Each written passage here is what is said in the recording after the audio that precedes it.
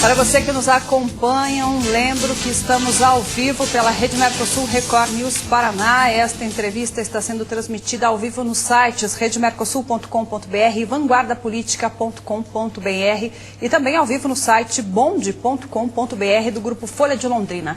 Candidato Ogier Buch é o nosso entrevistado hoje. Eu passo a pergunta para Elizabeth Castro. Doutor Ogier, o senhor tem dito sempre, nas entrevistas que eu tenho ouvido, que todos os candidatos deveriam ter a responsabilidade de não fazer propostas e promessas que nunca vão poder cumprir ao eleitor, certo? Sim. Eu tenho visto também que o senhor tem feito críticas ao sistema de cobrança do pedágio no Estado.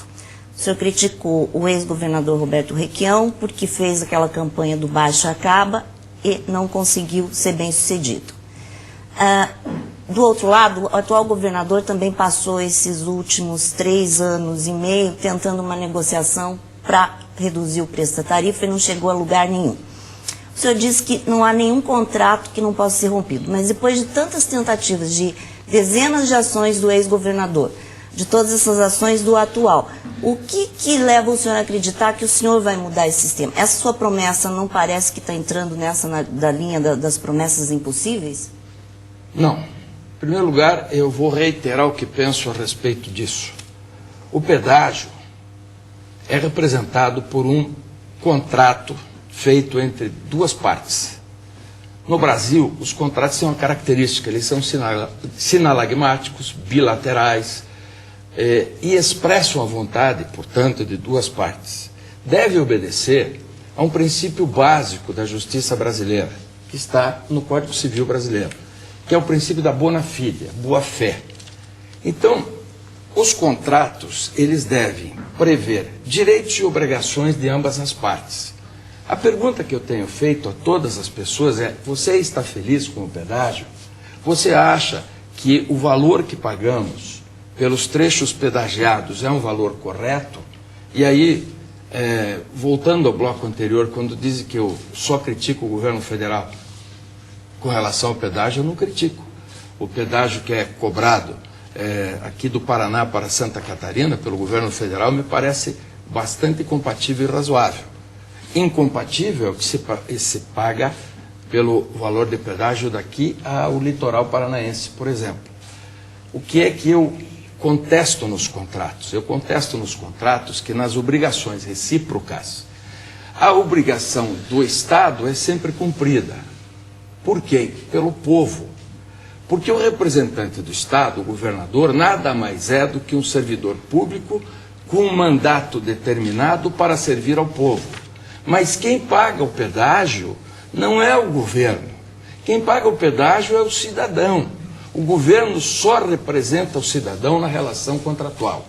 E nessa relação contratual, o governo, por razões políticas, e eu me remeto aí ao governo mais remoto do senhor Jaime Lerner, e aí a crítica é ao senhor Jaime Lerner, ao senhor Roberto Requião e ao senhor Carlos Alberto Richa, porque nenhum deles ofereceu ao povo do Paraná uma ação adequada para rompimento do contrato. Como nós sabemos que um contrato, qualquer que seja ele é passível sim de rompimento, o que eu quero dizer ao povo do Paraná é que eu não sei se eu vou romper o contrato ou se eu vou readequá-lo. Agora, você que é cidadão, fique sabendo que as obras de arte que as empresas de pedágio têm que fazer, a obra de arte na engenharia pesada é ponte, viaduto, essas coisas, isso que chama obra de arte. Essas obras de arte, elas serão feitas sim no meu governo. O que o cidadão precisa entender é que, não raras vezes, o governo acena para o prestador de serviço, para o contratado, para ir buscar vantagens contratuais, vantagens políticas ou pessoais, não sei bem.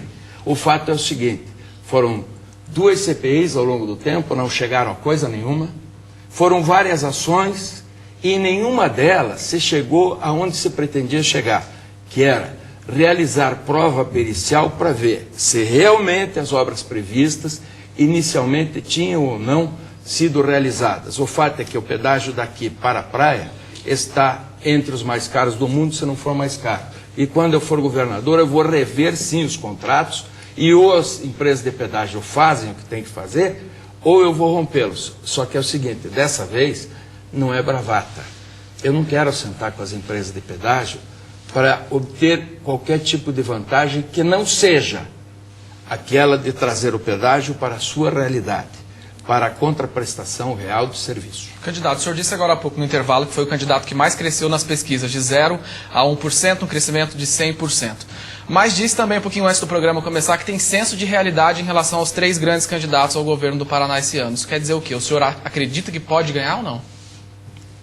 Eu vou te dar uma lição jornalística. Aquilo que você comenta antes de começar um programa, necessariamente não é aquilo que você deseja que seja publicado. Depois da lição, me pediu sigilo. Depois da lição que você mereceu, agora eu vou te dizer, é o seguinte, quando a gente enfrenta candidatos de 30 milhões, e os 3 são candidatos de 30 milhões, os 3 que você disse são os maiores, que a Federação das Indústrias, por exemplo, convida para um debate, diferentemente desta rede, que convidou a todos com o mesmo tempo e com as mesmas condições, eu digo que o meu senso de realidade me mostra que a minha batalha é muito difícil. Mas a batalha da Costa Rica na Copa do Mundo também era difícil. E a batalha de outros tantos candidatos, historicamente, é muito difícil. Se você que é cidadão quer mudar o Paraná, aí você vota em mim.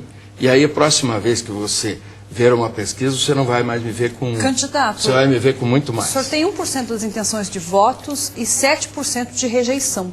Sim. Como interpretar esse dado, então, já que tem um público maior que não votaria no senhor do que aquele que votaria? Porque você sabe como são feitas as pesquisas. Não sou só eu que tenho 1% e 7% de rejeição. A rejeição é mais ou menos como o Ibope de televisão. Se der chuvisco na Rede Globo, a Rede Globo tem 7, 8 de Ibope, mesmo que tenha chuvisco. Então, é impossível que eu tenha a mesma rejeição que os outros candidatos dos ditos partidos menores. E se você observar a pesquisa, você vai ver que os outros também têm 7. Igualmente. Então, é um número que eu não consigo explicar. Mas eu digo trabalhar a campanha com a crítica aos outros ou construindo propostas? Eu não trabalho sob o ponto de vista crítico. Quando fiz a referência ao pedágio, não é uma crítica pessoal aos administradores. É uma crítica ao resultado oferecido ao cidadão. Então, criticar os 3 candidatos maiores, e são mesmo os maiores, a pesquisa indica isso, pelo menos até o momento, como a Itália era maior que a Costa Rica até perder, né? E o Brasil, teoricamente, era muito bom perante a Alemanha, aí deu 7-1. Eu, por exemplo, já acho que no pleito eu enxergo alguém com cara de Alemanha, com cara de Brasil, aliás, desculpe, alguém com cara de Itália, mas enfim, isso nós vamos começar a ver a hora que a nossa campanha for para o ar. Tenho 53 segundos, quero dizer que, com o pouco que entendo de televisão, acho que 53 segundos é um bom tempo. Esse tempo de televisão tem que ser pago. Os donos de televisão não recebem, mas quando a gente grava o programa e tal, tem um custo. Para o candidato isso representa um custo. Então, para mim, esses 53 segundos têm um custo real. Existe candidato que tem 4 minutos, ou tem 8 e tal. Às vezes, falar o que você tem para falar em 53 segundos, como a Lígia me pediu no intervalo, seja mais objetivo, eu vou tentar ser.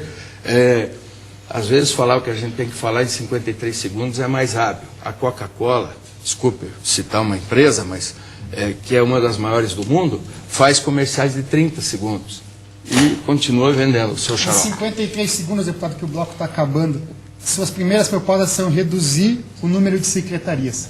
Quantas e quais? O Paraná tem 29 secretarias. É um número excessivo. Vou reduzi-las para 12. 19 secretarias, não, candidato. Desculpe.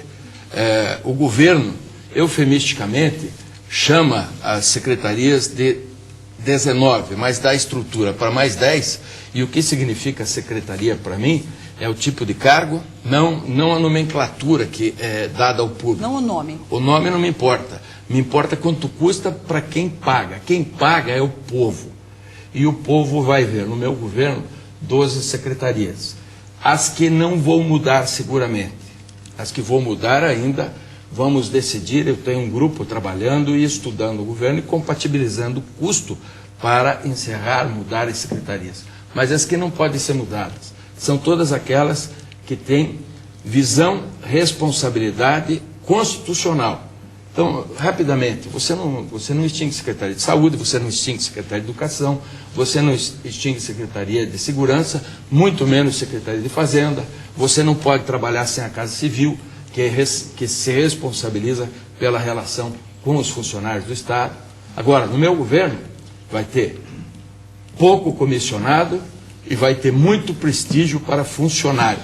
Daqui a pouco a gente fala então sobre os cargos comissionados, que o senhor também diz que quer reduzir, porque a gente vai fazer um rápido intervalo e volta daqui a pouquinho com a sabatina com o candidato Ogier Bocchese.